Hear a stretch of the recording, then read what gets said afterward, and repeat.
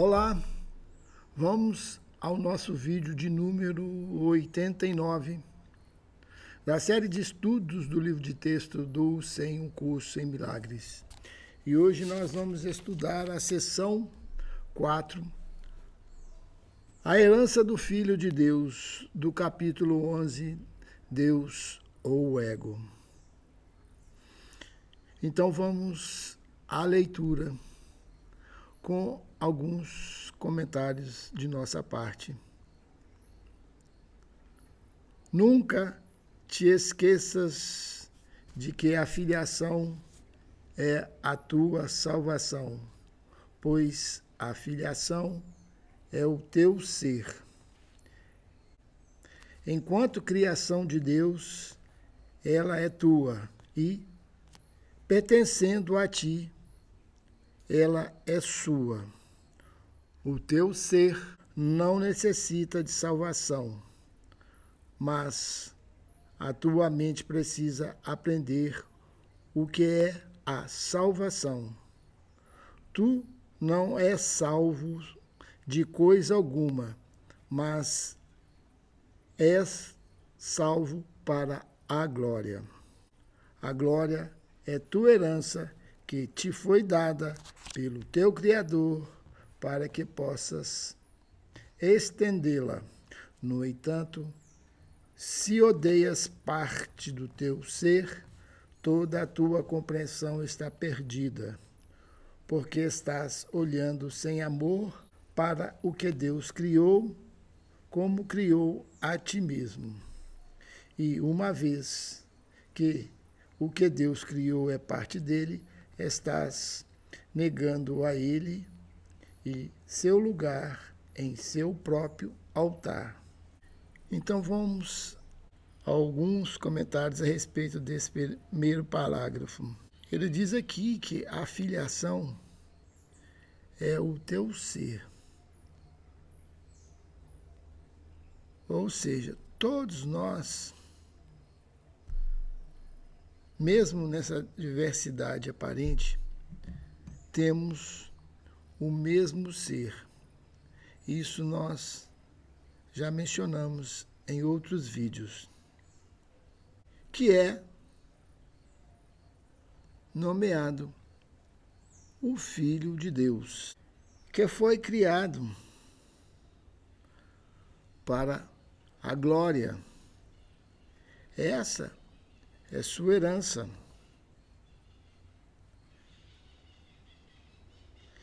E aqui ele diz: tu não és salvo de coisa alguma, mas és salvo para a glória. A glória é tua herança, que te foi dada pelo Criador, para que possa estendê-la. Aqui ele dá um outro toque sutil. No entanto, se odeias parte de teu ser, toda a compreensão está perdida, porque está olhando sem amor para que Deus criou, como criou a ti mesmo. E geralmente, o que é essa parte? É quando nós olhamos para nós mesmos ou para o nosso irmão com ódio, desdenhando, sem amor. E quando nós fazemos isso desta forma, toda a compreensão do ser, daquilo que somos, está perdido para nós, pois estamos olhando sem amor para aquilo que Deus criou, como criou a ti mesmo.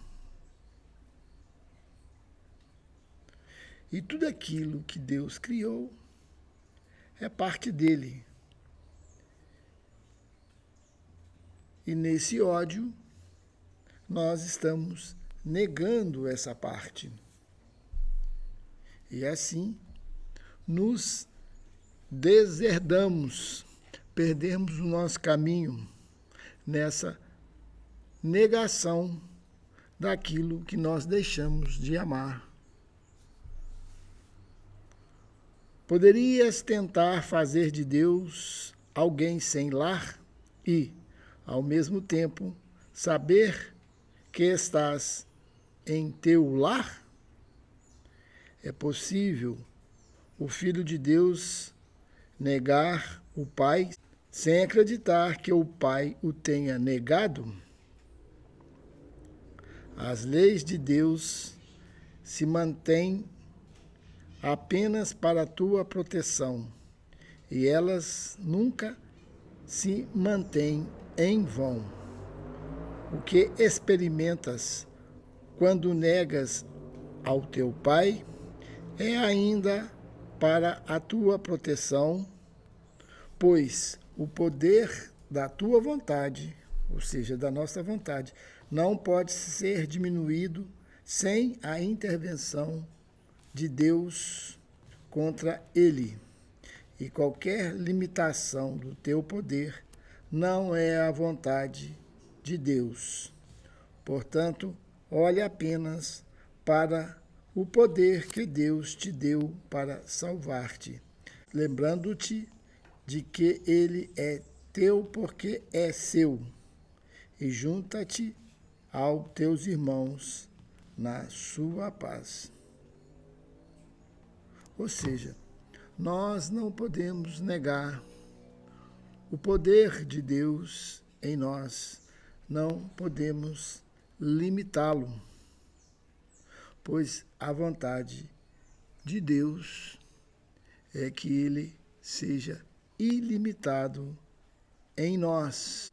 O poder da tua vontade, ou seja, da nossa vontade, não pode ser diminuído sem a intervenção de Deus contra ele. Qualquer limitação do teu poder não é a vontade de Deus. Então, confirmando que nós não podemos limitar o nosso poder dado por Deus, embora pensamos que podemos fazê-lo em nossas ilusões, quando achamos que podemos negar esta paternidade. A tua paz está no fato de que ela é sem limites. Limita a paz que compartilhas. O teu ser não pode deixar de ser desconhecido para ti. Todo altar a Deus é parte de ti, porque a luz que ele criou é una com ele. Cortarias um irmão da luz que te pertence? Não farias isso se reconhecesses que só pode escurecer a tua própria mente. Assim como o trazes de volta, tu retornarás. Essa é a lei de Deus para a proteção da integridade de seu Filho. Como sempre dizemos aqui, que tudo aquilo que nós fazemos aos nossos irmãos, estamos fazendo a nós mesmos, pois, como foi dito no início, nós somos um único ser. Se estendemos a paz e a compartilhamos, vamos ter paz. E ele fala aqui que a paz é sem limites. E quando nós a limitamos para todos. No reino, essa paz não tem limites. E essa é a lei de Deus para a proteção da integridade do seu Filho. E aqui nós vamos entrar em algo bem interessante. Só tu és capaz de te privar do que quer que seja. Essa frase aqui está em itálico para ser destacada. Não te oponhas a esse reconhecimento, pois isso é verdadeiramente o princípio da aurora da luz. Lembra-te também de que a negação desse simples fato toma muitas formas, as quais precisas aprender a reconhecer e a combater persistentemente, sem exceção. Esse é um passo crucial do redespertar.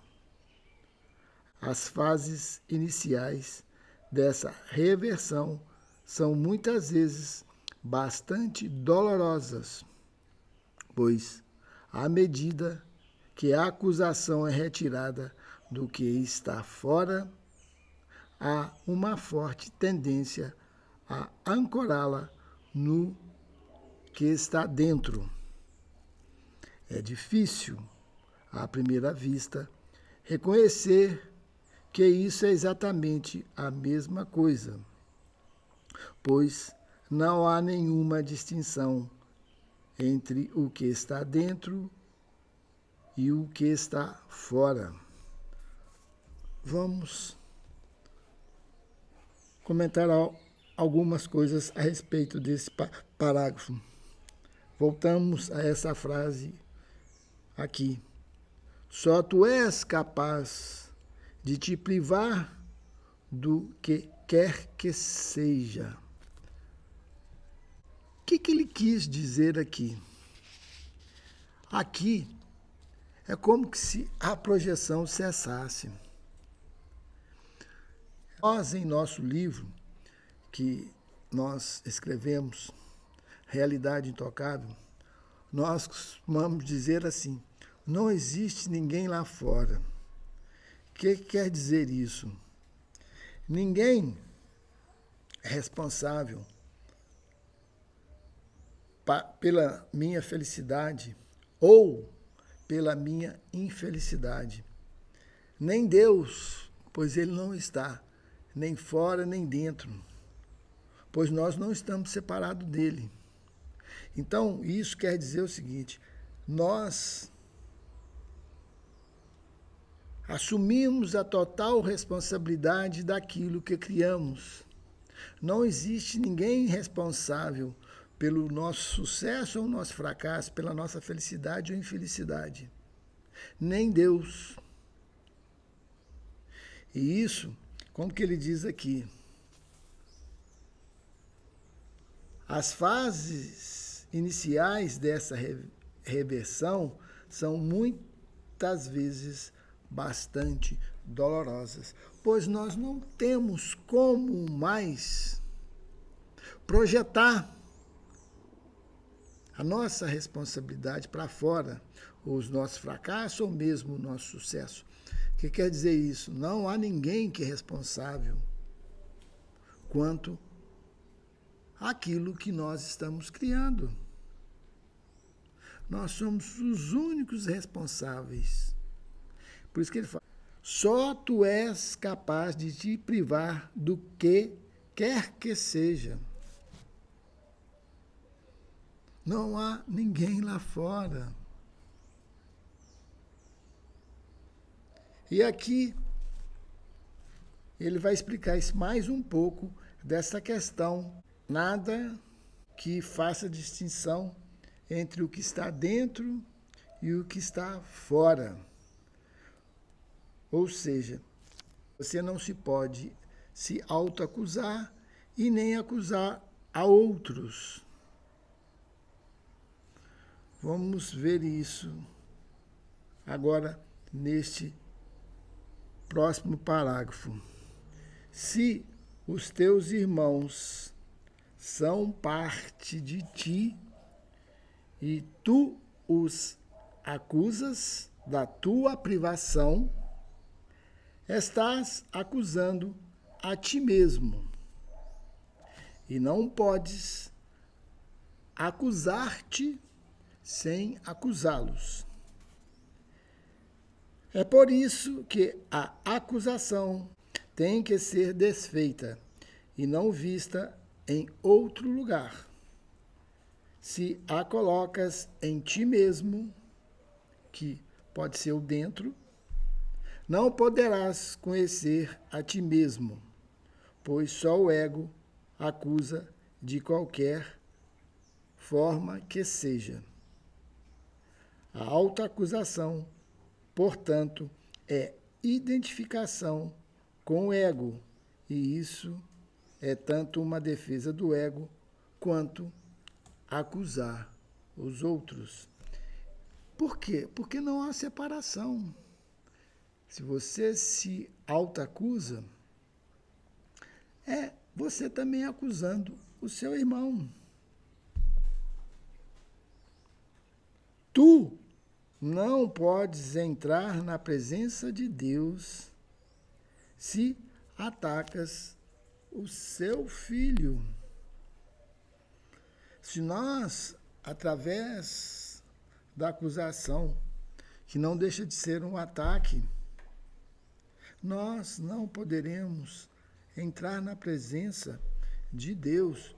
Ou seja, nós não podemos nos autoacusar e nem acusar o outro, pois nesta acusação está implícito, é que ele não diz, a culpa, os ressentimentos, a condenação de si ou dos outros, que proporciona o julgamento, o castigo.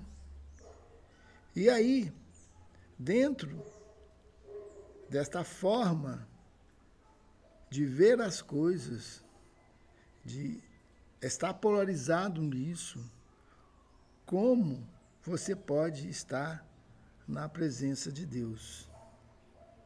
Simplesmente quando você não se autoacusa e nem acusa os outros. Quando seu filho eleva a sua voz para louvar seu Criador, ele ouvirá a voz pelo seu Pai.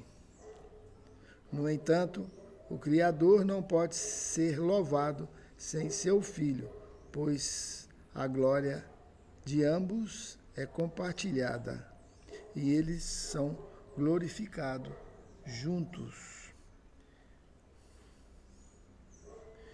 Então, ao invés de nós nos acusarmos ou acusar a outros, podemos estar elevando a nossa voz, o nosso pensamento, em louvor ao Criador. E Ele ouvirá a voz pelo seu Pai e nos glorificará, pois a glória é de ambos e é compartilhada. E eles serão glorificados juntos. Então, voltamos naquela frase que é muito importante. Só tu és capaz de te privar do que quer que seja. Só tu. Só você. Mais ninguém. Cristo está no altar de Deus esperando para dar as boas-vindas a seu Filho, mas venha totalmente sem condenação. Pois se você se acusa, você está se condenando. Pois, de outro modo, acreditarás que a porta está bloqueada e não poderás entrar. A porta não está bloqueada e é impossível que não possas entrar no lugar onde Deus quer que estejas. mas ama a ti mesmo com o amor de Cristo, pois é assim que teu Pai te ama. O que quer dizer este amor de Cristo aqui dentro disso que ele está colocando? É quando você não se acusa e não se autocondena. Tu podes recusar-te a entrar, mas não podes bloquear a porta que Cristo mantém aberta. Vem a mim, que a mantendo aberta para ti, pois enquanto eu viver, ela não pode ser fechada e eu vivo para sempre. Deus é a minha vida e a tua, e nada é negado por Deus ao seu Filho. Para que nós possamos entrar no altar de Deus, nós não podemos sentir como se fôssemos uns condenados ou por alguma acusação que ainda permaneça em nós mesmos. E aqui ele não diz, mais para frente ele vai trabalhar. Aqui está implícito o auto-perdão, que vai ser trabalhado em outras sessões lá para frente. É muito importante sabermos perdoar a nós mesmos e não dar validade e nos condenar pelos nossos erros, pois no ego nós sempre vamos estar errado. Não há outra possibilidade. O que é errado? Pois no ego é a negação total da verdade, da realidade de Deus. Então, nós nos perdoamos por estar validando aquilo que não é real. No altar de Deus, Cristo espera pela restauração de si mesmo em ti. Deus tem o conhecimento de que seu Filho é tão irrepreensível quanto ele próprio, e a aproximação a ele se dá através da apreciação do seu Filho.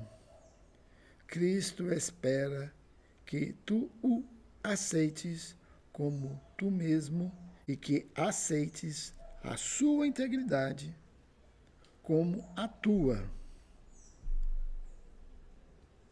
Pois Cristo é o Filho de Deus, que vive em seu Criador e brilha com a sua glória. Cristo é a extensão do amor e da beleza de Deus, tão perfeito quanto seu Criador e em paz com Ele. Aqui neste parágrafo, ele diz aqui: Deus tem o conhecimento de que seu Filho é tão irrepreensível quanto ele próprio.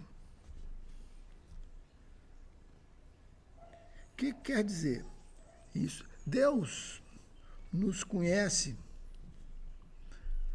muito mais que nós nos conhecemos. Ele sabe da nossa origem, pois foi Ele que nos criou. Nós é que estamos, a gente sempre diz aqui, sonhando com aquilo que não existe, sonhando com a nossa imperfeição, sonhando no ego, que se julga separado, solitário, imperfeito, sem amor, egoísta.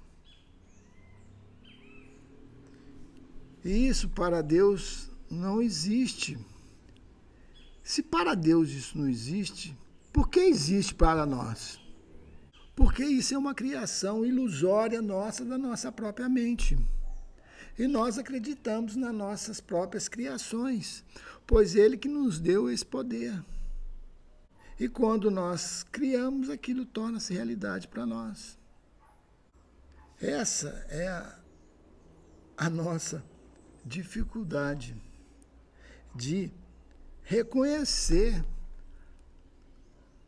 a ilusão que nós criamos para nós, pois a temos como realidade. Por isso chama-se despertar. Ele fala aqui esse é um passo crucial do redespertar. Pois nós estamos dormindo neste sono do ego.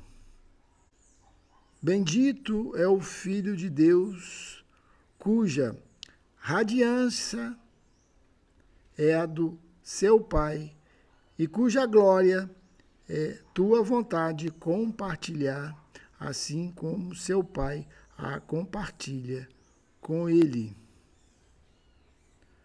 Não há nenhuma condenação no Filho, pois não há nenhuma condenação no Pai. Compartilhando o perfeito amor do Pai, o Filho tem que compartilhar o que pertence a ele, pois, de outra maneira, ele não conhecerá o Pai nem o Filho. A paz esteja contigo, que descansas em Deus e em quem descansa toda a filiação. Aqui, mais uma vez, ele torna reafirmar: não há nenhuma condenação no Filho, pois não há nenhuma condenação no Pai. Como nós podemos nos considerar sem nenhuma condenação, sendo que neste mundo no qual nós temos como realidade, dentro, vamos dizer, das leis criadas dentro do sistema egóico, o que prevalece é a condenação. Olha para as leis deste mundo. São julgamento, condenação e castigo. Sempre. Não importa. O ego sempre vai julgar, seja bem ou mal. E para que você esteja na presença de Deus sem condenação, o que quer dizer? Você tem que estar livre do ego. Por isso que é dito: para Deus, o ego não existe. E para o ego, Deus não existe. Se nós acreditamos na crença do ego e nos entendemos dentro disso que somos isso, Deus não existe para nós. É uma mera retórica, uma mera imaginação. E se o ego não existe para nós, o que existe é Deus.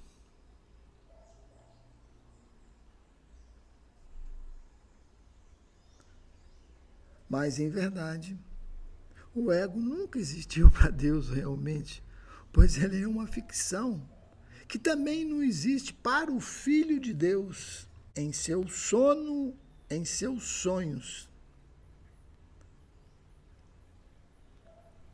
Por isso que se fala em despertar deste sonho, pois quando despertamos, vemos que era simplesmente um sonho que não tinha realidade.